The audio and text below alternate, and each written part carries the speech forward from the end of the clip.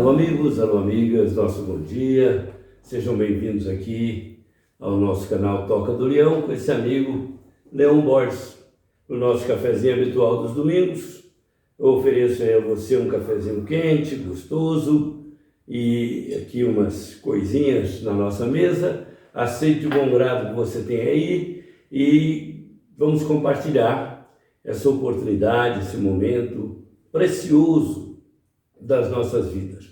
Peço aos amigos que não são inscritos que se inscrevam no canal, nos dando essa força, esse prestígio, e que também acionem os sininhos, os que já são inscritos, para receberem as novas notificações. E se puderem ao final, acharem que vale a pena, deem o seu gostei, que nos ajudará a manter o nosso trabalho e fazê-lo progredir sempre. Obrigado pela atenção de todos os domingos, pela boa companhia. E o nosso assunto de hoje é: não brinque na enxurrada. Vamos ao tema.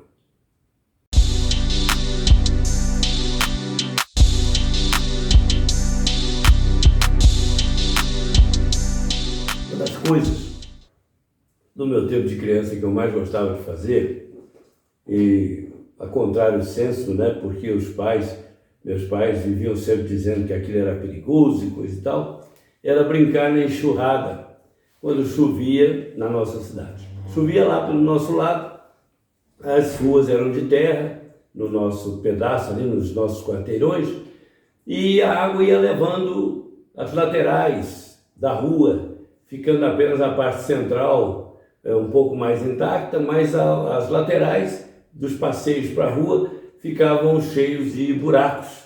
E naqueles buracos corria uma água da enxurrada da chuva. E a gente ficava brincando ali, deixando a água bater na perna, a água subia às vezes até próximo da cintura.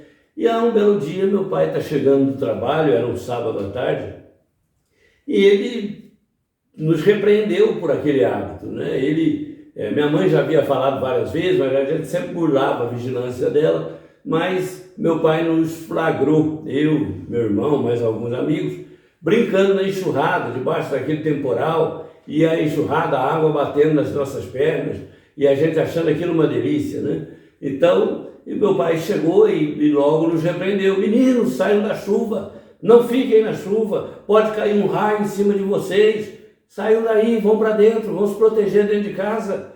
E aí nós entramos correndo para dentro de casa, mais com medo do meu pai do que da chuva, porque a reprimenda foi um pouco mais severa, e naturalmente ele firme naquela convicção. Mas ao entrarmos casa dentro, meu pai aproveitou para completar a lição. Vocês sabiam que o perigo de brincar na enxurrada é muito grande? Nós, não, pai, para nós não tinha problema nenhum, é só água batendo nas pernas. Ele falou: não, vocês estão enganados. O perigo é o que vem no meio, embaixo da enxurrada, é o que vem junto, que a enxurrada traz. Eu falei: mas o que a enxurrada traz, pai? Traz água? Não, a enxurrada pode trazer uma serpente venenosa, ela pode trazer um pau lascado que possa ferir gravemente, às vezes até fraturar a sua perna, ela pode trazer pedras, dejetos, detritos, e pode trazer também doenças, porque ela pode coletar elementos perigosos da natureza, como, por exemplo, falava-se muito em peste bubônica, tifoides, coisas, as mais variadas pestes que estavam por lá, que eram às vezes contraídas pela água, algumas delas, não sei quais. Mas a reprimenda dele, a advertência foi muito boa, porque de uma certa maneira nos fez refrear aquele impulso gostoso, porém perigoso, de brincar na enxurrada ou de brincar com a enxurrada. Naturalmente era uma advertência paterna muito justa, muito lógica, e nós compreendemos a importância de respeitar o seu ensinamento, de respeitar a sua admoestação. Mas não esquecemos disso, não brincamos mais na enxurrada, nem com a enxurrada. O tempo passou, e aí, logicando um dia desses, eu me lembrei desse exemplo do meu pai, advertindo-nos de que não deveríamos brincar com a enxurrada. Porque a enxurrada é o quê? É um aluvião de água que desce por diríamos, inércia, né? Ela desce por força da inclinação do terreno e ela vem trazendo tudo o que vai encontrando pela frente. Vai desmoronando barrancos, traz pedras, colhe animais peçonhentos, um escorpião, uma serpente, vem tudo rodando naquele meio, pedaços de tronco, pedaços de madeira, pedaços de tijolos, pedras pontiagudas, vem tudo ali submerso, vem tudo embaixo daquela camada de água que nos iludia, dando a impressão de que era somente a água que vinha na enxurrada. Eu me lembrei disso a propósito de um amigo que, conversando comigo certa vez, me disse: olha, uma das piores coisas do mundo, você sabe, é quando a gente começa a discutir uma coisa e aí vira aquela enxurrada de palavras. Eu achei interessante a observação dele, enxurrada de palavras. E é verdade, às vezes no momento em que se pretende resolver pendências, problemas, estabelecer às vezes algum entendimento entre marido e mulher, pais e filhos, parentes, sócios, amigos, ou às vezes com pessoas com quem nós temos alguma diferença, alguma discrepância, e ao invés das palavras sábias, ao invés das palavras que possam dirigir o assunto, o tema, para uma equação positiva, uma solução saudável, nós às vezes enfiamos nesse aluvião de palavras esses detritos perigosos do julgamento, das expressões de baixo calão, de figuras de retórica perigosas, fortes, reducionistas.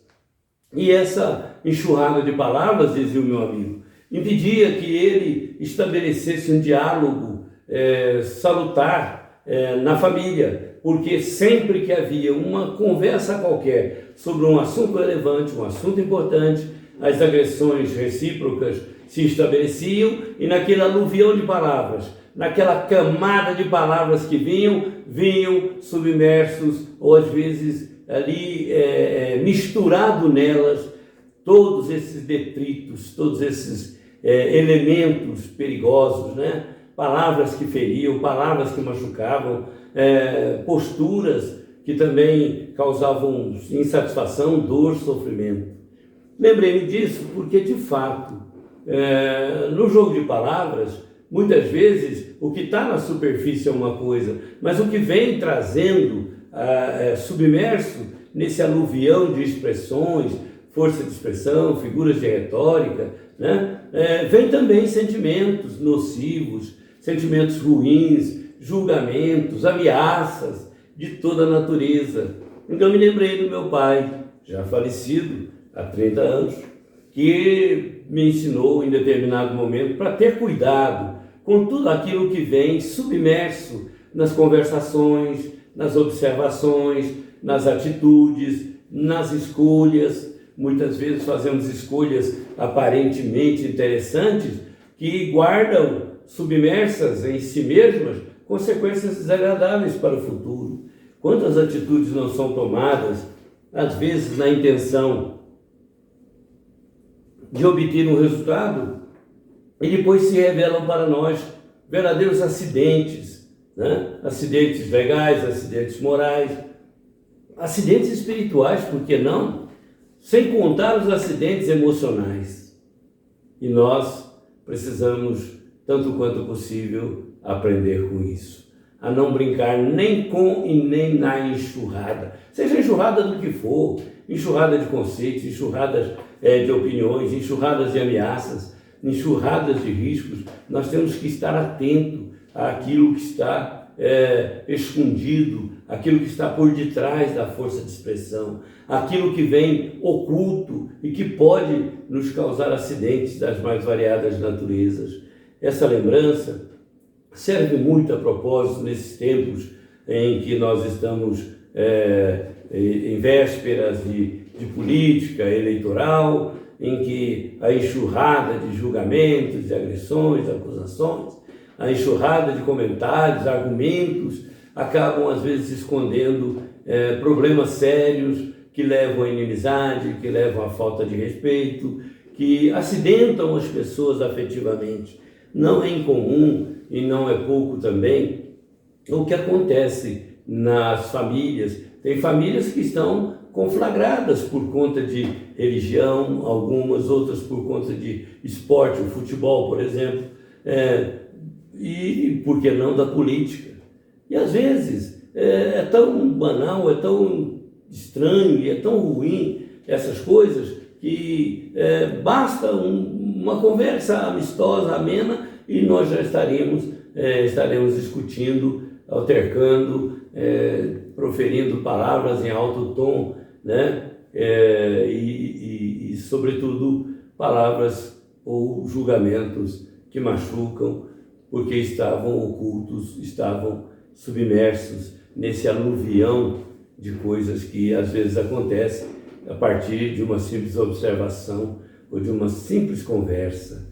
Então, eu me lembrei do meu pai dizer: a enxurrada traz oculto, muitas coisas que estão ali submersas. No tsunami, por exemplo, a destruição não foi só por conta da água lá em Bandacê, lá na Ásia.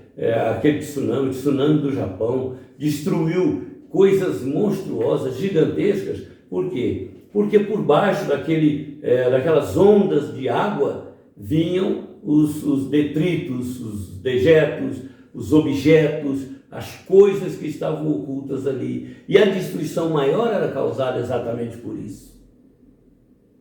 Isso também acontece no âmbito pessoal, no âmbito das conversações. Muitas vezes as conversações degeneram em agressões, em inimizades, antipatias, ou às vezes em trágicos desfechos, por conta não somente do peso das palavras, mas de tudo aquilo que a palavra traz, oculto, submerso, escondido naquela lâmina d'água fina que parece ser o que nos está ameaçando.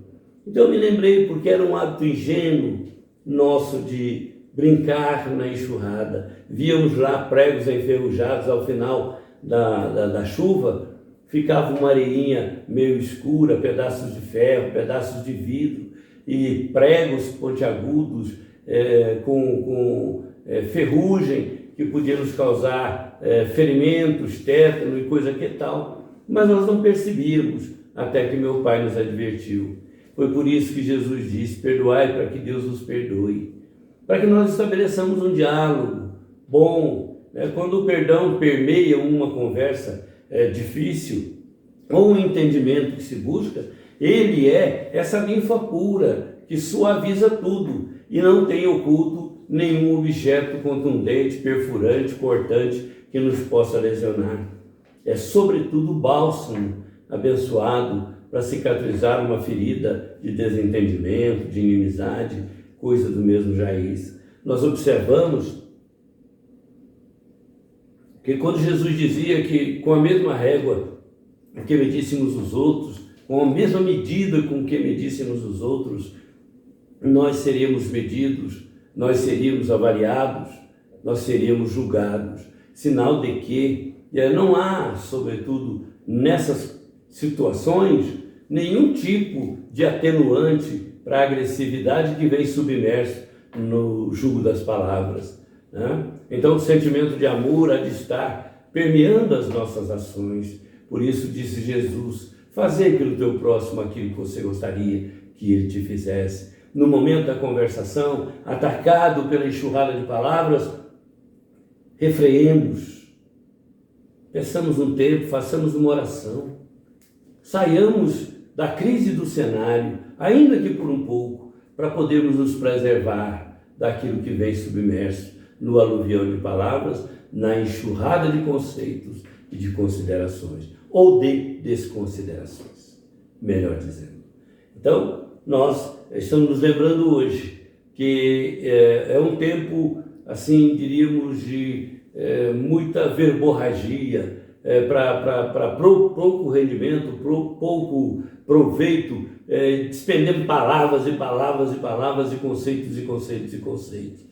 Para agredir o outro não nos faltam opinião, não nos faltam argumentos, mas para atenuar qualquer desses danos, qualquer desses males, nos faltam às vezes temperança, equilíbrio, calma, paz suficiente para nós podermos colocar a conversa no leito saudável novamente e buscarmos a solução que desejávamos, que não virá se nós continuarmos brincando na enxurrada de palavras ou brincando com a enxurrada de conceitos.